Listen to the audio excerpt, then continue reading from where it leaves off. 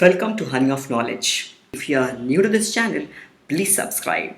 Now, do we need masks? Can masks save us from coronavirus? Now, the answer is yes and no. Let's first understand why no. The reason is most masks are not effective enough. Now, how can this be yes? Now, to answer this, we need to take the help of maths. Every infectious disease has a transmission rate, R naught. This R naught gives you the number of people one infected person will go on to infect.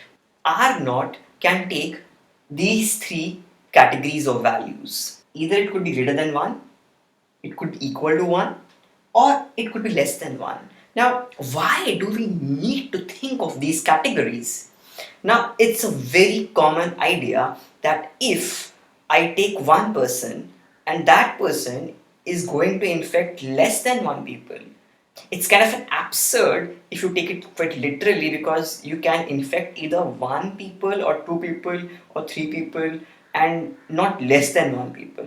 But think of it on a large scale basis. If you're 50 people and they go on to infect only 48 people, so in a nutshell, you infected less than one person per infected person. So that is the kind of an idea we have when we get this. So whenever you have less than 1 R naught, it means if I have total number of infections as I as of today, after a certain point of time, these people will go on from being infected to recovered, and they will actually take a proportion of people from the normal community and infect them. But that would be less than I, because the R naught is less than 1. So it could be 95% of I, 94% of I. So in one stage, after this, it could be 0.95 I. Now obviously this is a made up number, it could be 0.99, it could be 0.99 I. But you get the idea. After one stage you have this kind of a number which is less than I. After second stage it will be 0.95 square I. Now we know that square of a number which is less than 1 makes it further less, and even cube has the same property and all the higher powers. So if you keep on doing the same, after a certain point of time, number of infected people will die out. The people will not die out. The number of infections will die out. The disease will die out. So this is the desired thing what we are after. Now, what are these R naught values or categories? When R naught is equal to 1, it's quite logical to think that every person is infecting one person, which means if I started with I and all of them recover R, they will go on to infect I people. So after one time stage, I'll have I to I, then again I, then again I. So it's kind of a self-sustaining in nature. The number of infected people will not reduce, it will stay at the same level.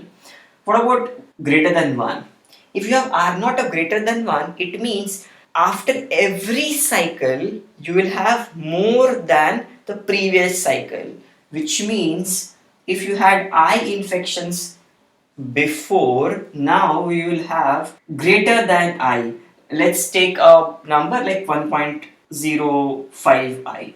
So after second cycle, it will be 1.05 square I, and so on. Now this number over here is greater than 1, and we know that square, cube, fourth power or all the higher powers of a number is going to be greater than the number if that number is greater than 1. So I will keep on increasing. So this will be like kind of a self-sustaining growth. So R naught equal to 1 is kind of a very rare situation. It would be either less than 1 or greater than 1. So if you take these two numbers, if it's almost equal to 1 or significantly greater than 1, then you can think of it as a self-sustaining growth. So we need R naught to be significantly less than 1. I mean, yeah, it could be 0.99 also, but the closer it is to 1, the more it will take to die out. So we need R naught as less as possible and less than 1. This lower graph is your convex graph. This upper one is concave and this middle one is your linear kind of a graph. Now, we'll be using the idea of convex graph to understand why masks are effective. Let me explain this simple graph. This is adherence on the y-axis. Now, adherence meaning the percentage of people who are wearing masks. So, you can see this is percentage of masks. Now, this is efficacy of masks, which means how good quality is the mask made of. How good is mask at blocking the virus load. Greater the efficacy of masks, I'm able to block more number of viruses. So more the efficacy, better it is for us. Now, these two numbers are in percentages. Let's understand these graphs now. 2 is R naught. So all along this curve, you have an R naught of 2. Just above this, you have an R naught equal to 1.5 curve. And just above that, you have an R naught equal to 1 curve. Which gives you an idea that this is the direction in which I'm improving, as I need lesser value of R naught, and as we go in this direction my R naught keeps reducing from 2 to 1.5 to 1, so we need to move in this direction. That's a basic idea of this graph. Now we need to understand how masks are effective in controlling the disease. If you look at adherence percentage or the amount of people who are wearing masks. So let us suppose you have somewhere around 50% of people wearing masks. So if I just plot, I need to be here.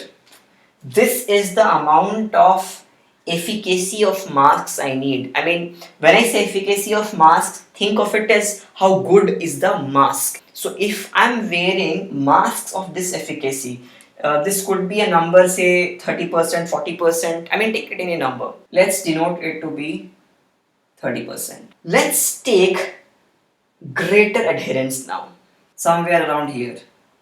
It could be 60, 65%.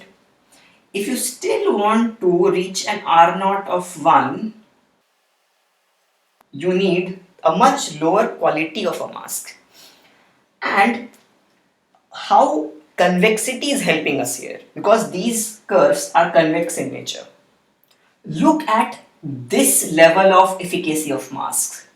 If the graph was not convex, it would have been this dotted line for R naught equal to 1, which means I would have needed this much amount of adherence, which is much greater than the 50% required in the convex nature of this graph. So convexity is helping us here. Now, if you look at this graph a bit more carefully, let us say a very high percentage of people are wearing masks, which means I need a much lower quality of mask.